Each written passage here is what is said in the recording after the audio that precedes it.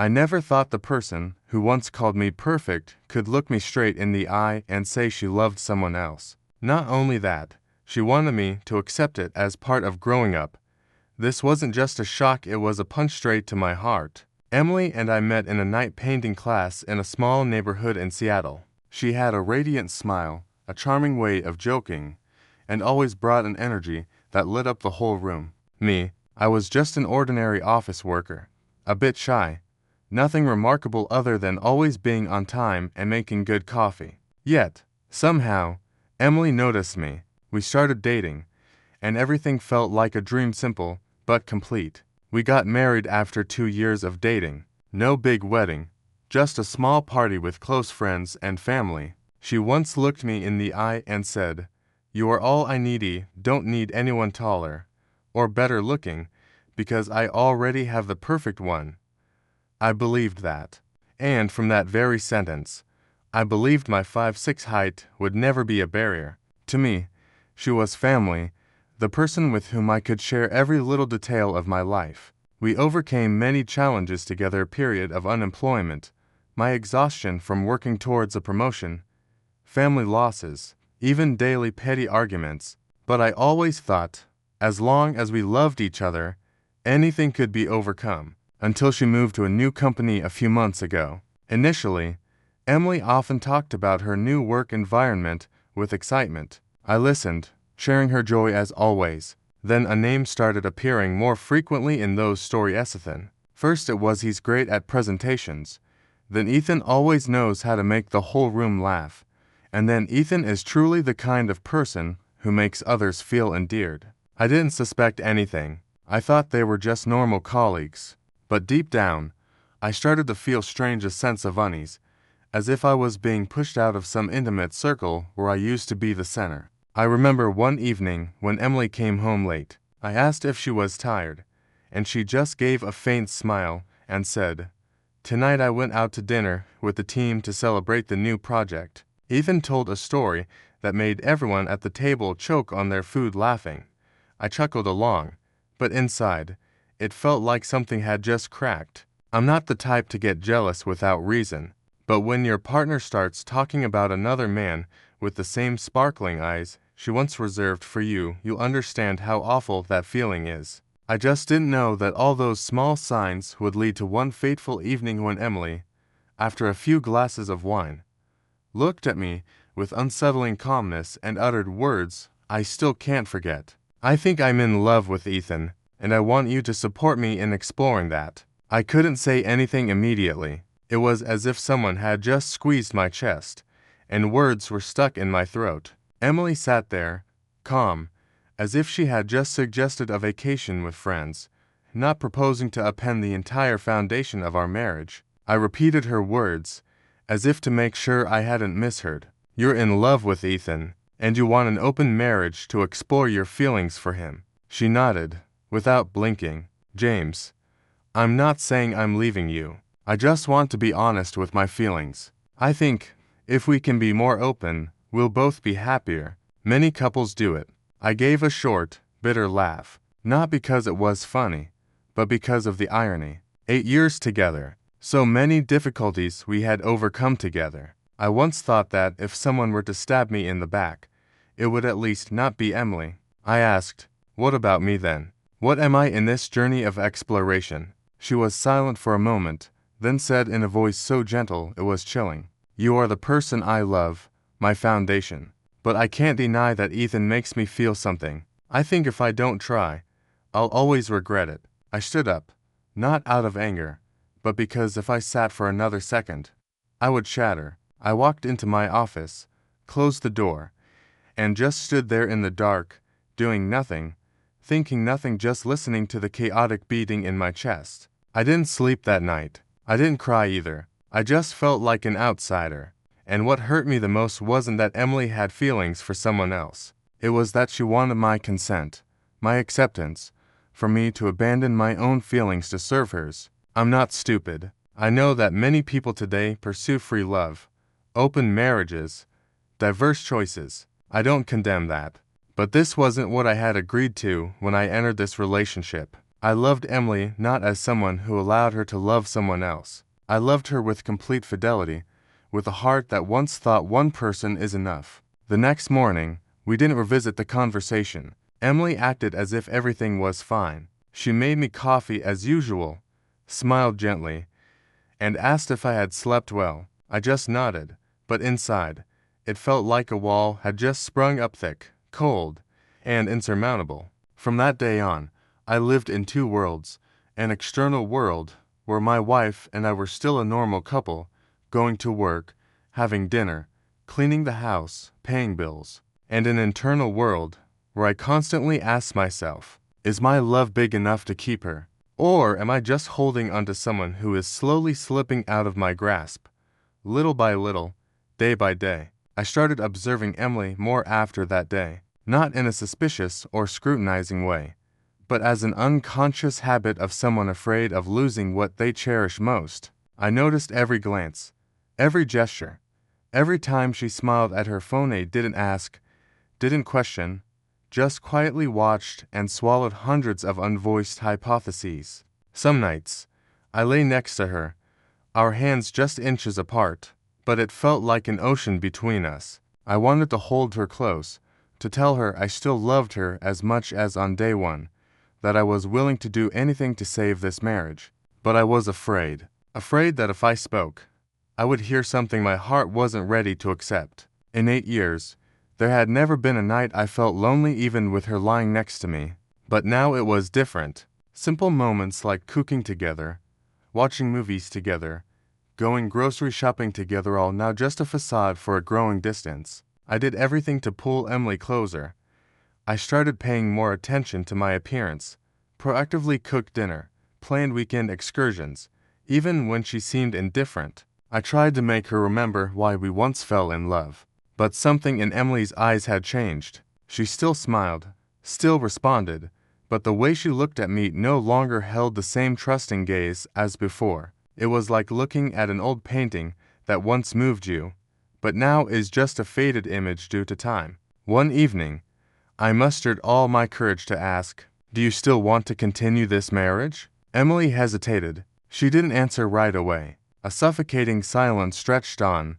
Then she just said, "I don't know anymore, James. I'm trying, but I feel like I'm lost." I nodded, even though my heart felt like it was collapsing. I didn't cry. I just felt like a temporary guest in my own home, no longer a part of the heart of the woman I once thought would be with me for life. I started having trouble sleeping. Long nights, I quietly went out to the balcony, sat there with a glass of water, watching the city lights without thinking clearly. Only one question kept repeating in my head. If the person you love no longer loves you, should you continue to love for them? I didn't tell anyone what was happening. Family, friends of Irion thought Emily and I were still the ideal couple, still fine as always, and I was too ashamed to admit. My wife, who once promised to be with me forever, was now in love with someone else, and I was trying to hold on to a love that was slipping through my fingers. I started to feel like I couldn't bear this alone anymore. It was a Saturday afternoon when Emily announced she had a weekend team-building trip with her company. She said it very calmly, as if it had nothing to do with what we were silently battling. I nodded, didn't ask anything else, but when the door closed, the sound seemed to drown me in the feeling of being left behind again. I looked around the house. Everything was still there: the armchair Emily liked to read in, the wedding photo hanging in the living room, the best husband ever coffee mug she gave me for our 3rd anniversary. But everything suddenly became meaningless. That's when I called Adam, my best friend from college, who was also the best man at our wedding. I don't usually share marital problems with anyone, but this time I needed someone non-judgmental. I just said simply, "I need to see you." Something big. We met at our old coffee shop, a familiar hangout spot from our younger days. Adam looked at me, paused for a moment, then asked, "Are you okay?" And I broke down, not with tears, but with a jumbled, trembling, choked stream of words, as if I had held everything in for months just waiting for this moment. I told Adam everything, about Ethan, about that fateful conversation, about the increasingly apparent coldness, about feeling like I was living with a stranger I still called my wife. Adam didn't interrupt. When I finished, he just sighed. James, you're in love with someone who isn't fighting for that love anymore. I was silent. He continued, I'm not saying Emily is a bad person, but she's clearly got one foot out of this marriage. The question is no longer, can you keep her? But, do you still want to keep yourself? I had never thought of that. I had been so busy trying to hold on to Emily, clinging to the image of a once happy marriage, that I forgot to ask myself, was I losing my self-respect, my peace, and my personal value in the process? That night, I went home and sat alone for hours in the bedroom. I looked at our wedding photo, Emily in a white dress, radiant, and me smiling like an idiot who believed love was eternal. I wrote in a notebook, if she chooses to leave, will I have the courage not to chase after her? For the first time in weeks, I didn't feel chaotic. There was only a cold but clear truth. I couldn't keep someone who no longer wanted to stay, but I could start learning to keep myself. Emily returned Sunday afternoon, looking tired but happy. She hugged me as usual, put her bag on the chair, then went into the kitchen for water, as if nothing was happening between us. But I couldn't pretend anymore. I watched her, my heart heavy, then walked into the kitchen. She turned, a little surprised to see me standing there, her eyes seeming to anticipate something serious. Do you have time to talk? I asked. She nodded, a flicker of hesitation in her eyes. We sat down on the sofa, once our favorite spot for watching movies, for cuddling on rainy nights, now a place for confronting the most painful truth in this marriage. I didn't beat around the bush. I've tried, Emily, I've tried my best to understand you, to hold on to what we have. But I can't be the only one fighting. She was silent. No rebuttal, no explanation, just looked at me, her eyes tinged with sadness, as if she had been waiting for this conversation for a long time. I can't live in uncertainty forever, I continued. If you still love me, I need you to say it. But if you're in love with someone else, and want to go your own way, then you also have to say it clearly, because honesty is the least we owe each other. Emily bowed her head. After a moment, she spoke slowly, honestly, and heartbreakingly. James, I don't know where to start. I still love you, but I no longer feel like myself in this marriage. Ethan isn't the reason. He's just a mirror reflecting a lack within me. I feel like I'm living according to expectations, according to habit, and no longer with the raw emotions I once had. I was stunned. So, you're saying you no longer want to continue? Emily choked up. I don't know. I tried to deny that feeling, but the harder I tried, the more I felt I was deceiving both of us. I nodded. The answer didn't need to be clearer. The feeling at that moment wasn't like intense anger or searing pain as I had imagined. It was like a big wave that had just washed over, leaving a flat but desolate sea. I had prepared for this moment, though I never wanted it to happen. So perhaps it's time we both be honest with ourselves, I said, trying to keep my voice steady. Emily shed tears. For the first time in days, she cried.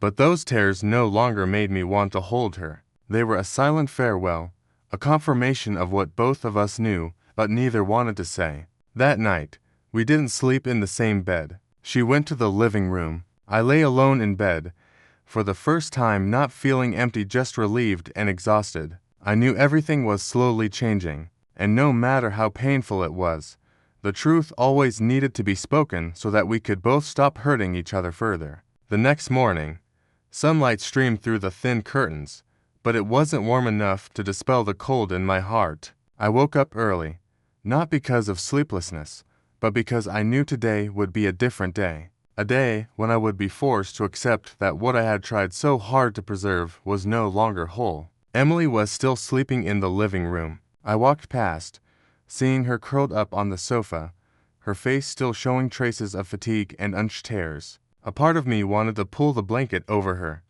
as I always did, but then I stopped. I understood. If I continued to act the same way, I would only prolong the pain for both of us. I sat down at my desk, opened my laptop, and started typing an email. Not to Emily, nor to Ethan. I had no intention of confronting him. I wrote to my family lawyer. A simple but clear line. I need advice regarding a divorce. No dispute, just peaceful and respectful. After sending it, I leaned back in my chair, feeling empty. I never thought this day would come. I once believed that, with enough love and effort, everything could be overcome. But now I understand. Love cannot save a relationship when it only comes from one side. And it certainly cannot keep someone who has already let go long ago, but just hasn't had the courage to leave. That afternoon, I sat down across from Emily, this time not with hope, but with clarity. I've contacted a lawyer, I said, gently.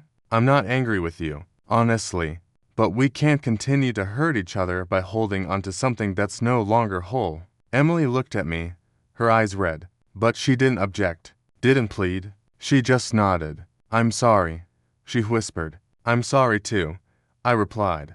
Perhaps we loved each other with everything we had, and that was enough for a lifetime of youth. We didn't hug, didn't promise to be friends, didn't try to sugarcoat the parting. There was only an accepting silence, and a little relief amidst the shattered pieces. I moved out of the apartment 3 weeks later. Didn't take much, just a few clothes, my laptop, a few books, and the wedding photo, not to hold onto memories, but to remind myself that, sometimes, the best thing you can do for the person you love is to leave. I'm still learning how to live again. Some evenings I still miss Emily. I miss her eyes, her voice, the way she laughed while watching old movies.